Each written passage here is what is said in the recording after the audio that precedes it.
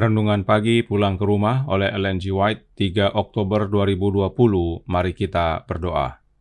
Bapa kami yang di sorga, Allah pencipta langit dan bumi, laut dan segala isinya, Allah yang maha besar, maha kuasa, sumber segalanya, yang kami sembah selalu melalui anak-Mu yang tunggal, Yesus Kristus.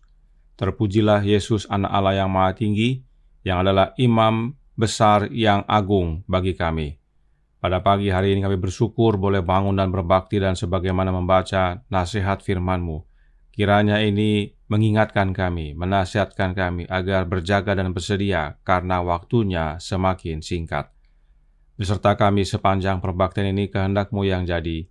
Ampun kami akan dosa dan salah karena kami berdoa hanya melalui anak Allah yang tunggal, Yesus Kristus yang adalah Tuhan dan Juru Selamat kami.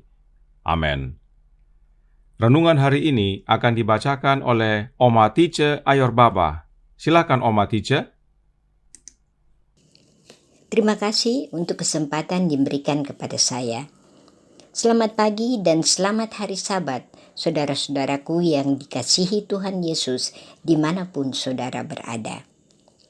Bacaan renungan pagi pulang ke rumah oleh Ellen G. White tanggal 3 Oktober tahun 2020 berjudul Di Bilik yang Maha Kudus.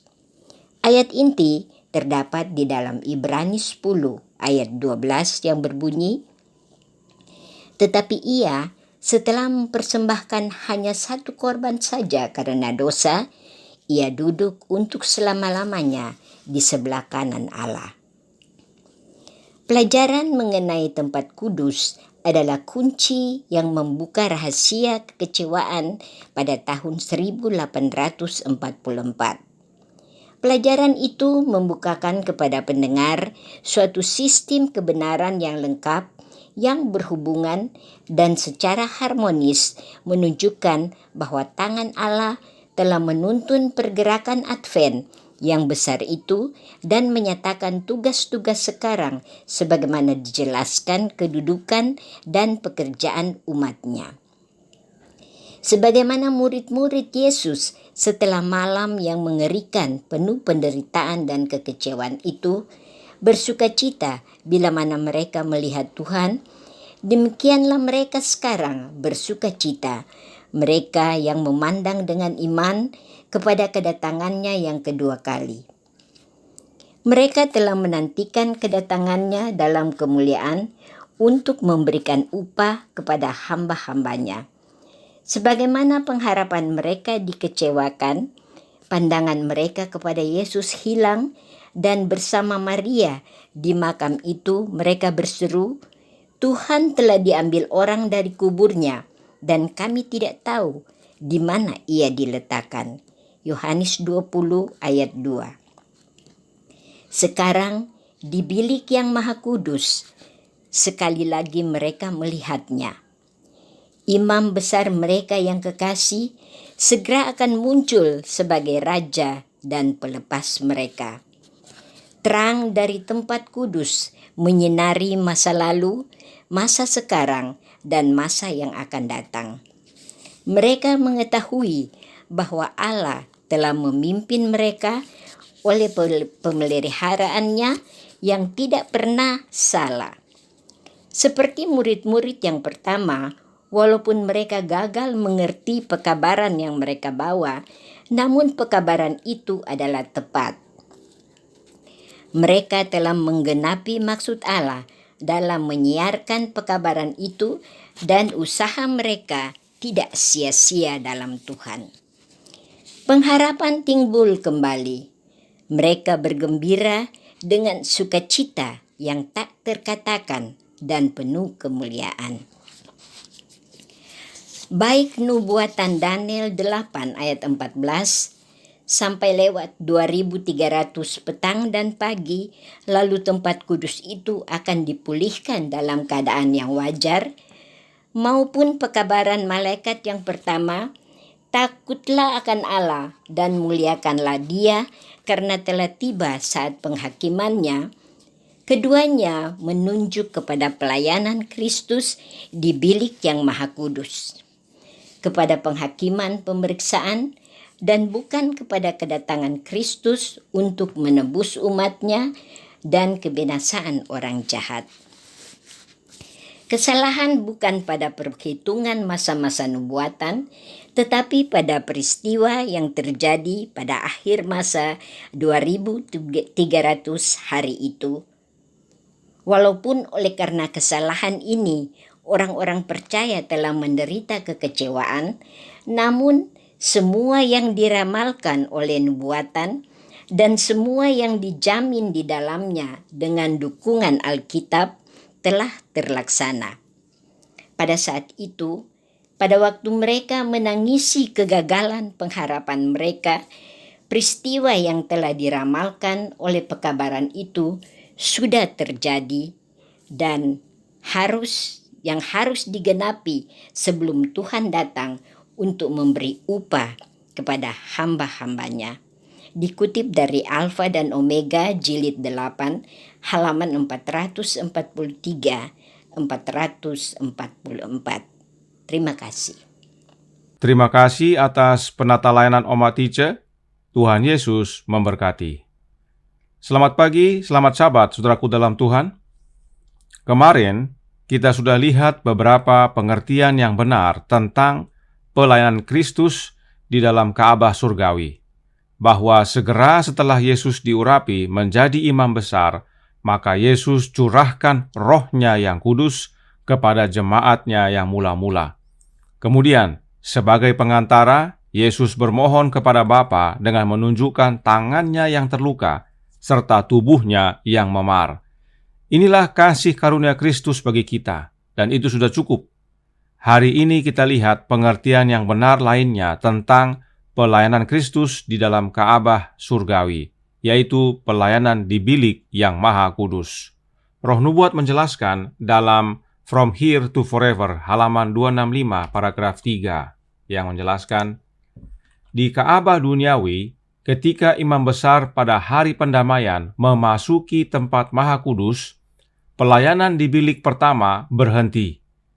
Jadi, ketika Kristus memasuki bilik maha kudus untuk melakukan pekerjaan penutup pendamaian, Dia menghentikan pelayanannya di bilik pertama. Kemudian, pelayanan di bilik kedua dimulai. Kristus telah menyelesaikan hanya satu bagian dari pekerjaannya sebagai pengantara kita untuk memasuki bagian lain dari pekerjaan itu. Dia masih memohon darah-Nya di hadapan Bapa atas nama orang-orang berdosa. Pelayanan di bilik Maha Kudus adalah pekerjaan penutup dari rangkaian pelayanan dalam Ka'bah. Dan sebagaimana Yesus masuk ke bilik yang Maha Kudus, pelayanan di bilik kudus atau bilik pertama berhenti. Namun, meski sudah masuk ke dalam bilik Maha Kudus, Yesus tetap berperan sebagai pengantara kita, dan Dia memohon dengan darah-Nya kepada Bapa atas nama kita yang berdosa ini. Pelayanan apakah yang terjadi di bilik yang Maha Kudus tersebut? Roh Nubuat menjelaskan dalam Kemenangan Akhir, halaman 368, paragraf 3, yang berkata, dalam upacara bait suci yang menjadi bayangan pengorbanan dan keimamatan Kristus, pemulihan tempat kudus adalah upacara terakhir yang dilaksanakan oleh imam besar dalam pelayanan tahunan. Itu adalah pekerjaan penutup penyucian atau hari Grafirat, yaitu pembersihan atau penghapusan dosa dari Israel. Hal itu menggambarkan atau melambangkan pekerjaan terakhir pelayanan imam besar kita di surga, dalam pembersihan atau penghapusan dosa-dosa umatnya yang dicatat dalam buku catatan surga. Upacara ini meliputi pekerjaan pemeriksaan, pekerjaan pengadilan, dan segera disusul oleh kedatangan Kristus di atas awan dengan kuasa dan kemuliaan besar. Karena kalau Ia datang, setiap kasus telah diputuskan. Yesus berkata, sesungguhnya Aku datang segera, dan Aku membawa upahku untuk membalaskan kepada setiap orang menurut perbuatannya. Wahyu 22 ayat 12. Pekerjaan penghakiman inilah yang mendahului kedatangan kedua kali, yaitu yang diumumkan dalam pekabaran malaikat yang pertama dari Wahyu 14 ayat 7, takutlah akan Allah dan muliakanlah Dia, karena telah tiba saat penghakimannya. Inilah pelayanan yang terjadi dalam bilik Maha Kudus. Nah, pernahkah kita pikirkan atau renungkan perkara siapa yang diperiksa? Ingat kembali upacara di Ka'bah. Perkara siapa yang imam besar ajukan atau sampaikan kepada Allah pada hari pendamaian? Hanya perkara dari mereka yang telah datang di hadapan Allah dengan pengakuan dan pertobatan. Kenapa? Karena hanya mereka yang datang ke Ka'bah yang mengaku dosa melalui korban yang dosanya dipindahkan ke Ka'bah. Bagaimana caranya dosa-dosa itu dipindahkan ke Ka'bah? Ada darah domba yang disembelih yang dipercikkan ke tirai Ka'bah. Tirai yang memisahkan bilik kudus dan bilik Maha Kudus. Dan dosa-dosa yang sudah dipindahkan inilah yang dibersihkan 1 kali setahun dalam upacara Hari Raya Grafirat atau Hari Pendamaian, yaitu pekerjaan penutup imam besar. Ini penting umat Allah pahami, sebab bukan semua perkara manusia yang Yesus mohonkan kepada Bapa. Hanya yang datang kepada Yesus saja yang Dia mohonkan kepada Bapa. Roh Nubuat menjelaskan tentang yang tidak datang kepada Yesus. Kemenangan Akhir halaman 502 paragraf 2 berkata, "Pengadilan orang-orang jahat adalah pekerjaan terpisah dan tersendiri dan akan terjadi pada waktu kemudian." Bisa lihat, tidak semua orang diperiksa pada pekerjaan penutupan Kristus atau di bilik yang Maha Kudus. Kapankah pengadilan untuk orang-orang fasik terjadi? Sesudah masa 1000 tahun. Silahkan baca Kemenangan Akhir pasal 42. Penting sekali kita pahami tentang pelayanan Kristus ini, agar kita tidak menyia-nyiakan waktu. Sekaranglah waktunya bagi kita untuk datang mengaku dosa-dosa kita kepada Yesus, selagi Dia masih di bilik yang Maha Kudus. Sebab bila mana Dia keluar, maka pelayanan di bilik Maha Kudus sudah selesai. Inilah yang disebut dengan pintu kasihan ditutup. Roh Nubuat menasihatkan dalam Appeal and Suggestions to Conference Officers, halaman 25 paragraf 2, yang berkata, "Kita berada dalam kegenapan hari pendamaian. Setiap jiwa individu sekarang harus merendahkan diri di hadapan Allah, mencari pengampunan atas pelanggaran dan dosa-dosanya, dan menerima kasih karunia Kristus yang membenarkan pengudusan jiwa melalui pekerjaan Roh Kudus Kristus. Dengan demikian, alamiah daging diubahkan, diperbaharui dalam kekudusan, sesuai gambar kebenaran Kristus dan kekudusan sejati." Bisa lihat, mengapa Kristus begitu ingin kembali kepada Bapa dan dimuliakan? Karena segera setelah Dia dimuliakan, Yesus mencurahkan Roh-Nya. Tidak hanya sebagai kuasa bagi kita agar menjadi saksinya, tetapi juga bekerja di dalam hidup kita untuk membenarkan kita dan menguduskan kita. Jadi, pembenaran oleh iman adalah pekerjaan Yesus melalui kehadiran Roh-Nya dalam hidup kita dan bukan oknum lain. Inilah pentingnya memahami dengan benar pelayanan Kristus sebagai imam besar di Ka'bah surgawi. Nah, ada bahaya yang terjadi bagi saudara-saudara kita kaum Trinitas. Mereka berkata bahwa roh yang bekerja di dalam hidup mereka bukanlah Roh Kristus. Yang tinggal dalam hidup mereka bukanlah Kristus, tetapi oknum lain. Apakah oknum tersebut bisa membenarkan dan menguduskan dalam masa genting, yaitu masa pemeriksaan ini? Tentu tidak. Kenapa? Karena oknum Allah Roh Kudus yang mereka yakini, kalaupun ada, belum pernah menjadi manusia dan hidup benar sebagai manusia. Dan tidak ada catatan Alkitab bahwa oknum Allah Roh tersebut mengorbankan dirinya. Tidak ada juga catatan bahwa Allah Roh tersebut dipilih dari antara manusia untuk menjadi imam besar atau pengantara. Dan tidak ada catatan bahwa Allah Roh tersebut diurapi oleh Bapa dengan minyak. Tidak ada sama sekali bukti-buktinya. Ingat, syarat-syarat tadi adalah syarat untuk menjadi imam besar, dan itu hanya terdapat di dalam Yesus saja. Karenanya, Paulus katakan hanya satu pengantara kita, yaitu manusia Yesus Kristus. Secara fisik berada di hadapan Bapa untuk mengantarai kita dan melalui kehadiran Roh-Nya yang kudus dalam hidup kita. Perhatikan apa yang terjadi di bilik yang Maha Kudus. Kemenangan akhir halaman 505 paragraf 2 menjelaskan, pada waktu kitab-kitab catatan dibukakan dalam pengadilan, kehidupan semua orang yang percaya kepada Yesus diperiksa kembali di hadapan Allah. Dimulai dengan mereka yang pertama hidup di dunia ini. Pembela kita, siapa dia? Yesus Kristus, menghadapkan setiap kasus dan setiap generasi, dan diakhiri dengan yang masih hidup. Setiap nama disebutkan, setiap kasus diperiksa dengan cermat. Ada nama-nama yang diterima, ada yang ditolak. Bila mana ada orang-orang yang dosanya tercatat dalam kitab catatan, yang tidak bertobat dan yang tidak diampuni, maka namanya akan dihapuskan dari kitab kehidupan, dan catatan perbuatan-perbuatan baik mereka akan dihapus dari buku peringatan Allah. Tuhan menyatakan kepada Musa, siapa yang berbuat dosa kepadaku, nama orang itulah yang akan kuhapuskan dari dalam kitabku. Keluaran 32 ayat 33.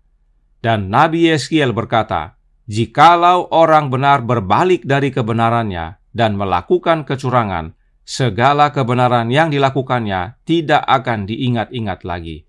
Yeskiel 18 ayat 24. Ini nasihat yang baik bagi kita semua. Kita orang berdosa. Namun jika kita mengaku dosa kita, maka Ia adalah setia dan adil, sehingga Ia akan mengampuni segala dosa kita dan menyucikan kita dari segala kejahatan. 1 Yohanes 1 ayat 9. Tetapi, jika kita berdosa dan tidak bertobat, apalagi sudah tahu kebenaran dan malah meninggalkan kebenaran, maka nama kita dihapus dari kitab kehidupan dan catatan perbuatan baik kita dihapus dari buku peringatan.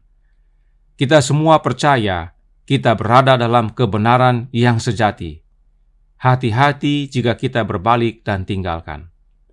Lalu, siapakah yang selamat? Kemenangan akhir halaman 505 paragraf 3 melanjutkan. Semua orang yang telah bertobat dari dosa dengan sungguh-sungguh dan oleh iman mengambil darah Kristus sebagai korban pendamaian mereka, mereka telah memperoleh pengampunan di samping nama mereka dimasukkan dalam kitab-kitab di sorga. Oleh karena mereka telah memperoleh bagian dalam kebenaran Kristus, dan tabiat-tabiat mereka didapati selaras dengan hukum Allah, maka dosa-dosa mereka akan dihapuskan, dan mereka akan dianggap layak menerima hidup kekal.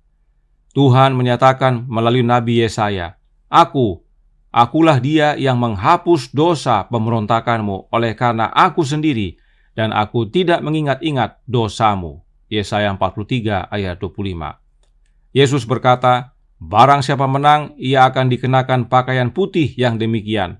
Aku tidak akan menghapus namanya dari kitab kehidupan, melainkan Aku akan mengaku namanya di hadapan Bapa-Ku dan di hadapan para malaikatnya.